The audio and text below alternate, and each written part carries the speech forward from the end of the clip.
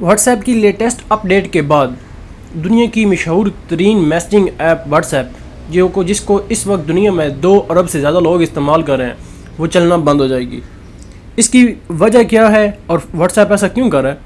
Android phone جو 2.33 کے پرانے ورژن کو چلا رہے ہیں اور جو iOS 8 ہے یا اس سے پہلے کا فون جن کے پاس ہے ان پر واٹس ایپ 1 جنوری 2020 سے چلنا بند ہو جائے گی۔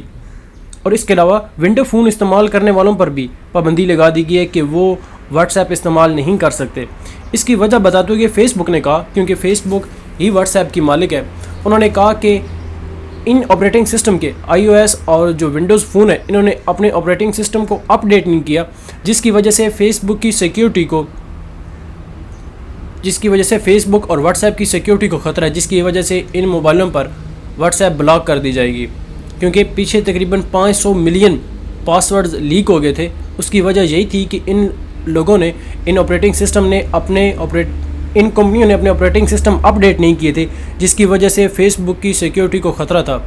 اب فیس بک 1 جنوری 2020 سے یعنی 2020 سے ان موبائلوں پر واٹس ایپ بلاک کر دے گی۔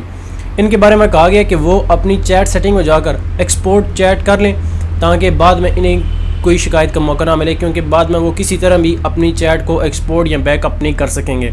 تو جو لوگ iOS 8 سے پہلے اور اینڈرائڈ ورژن 2.33 سے پہلے استعمال کریں وہ اپنے موبائل فون کو اپ ڈیٹ کر لیں یا پھر وہ واٹس ایپ اپنے دوسرے موبائل پر منتقل کر لیں۔ Thank you so much.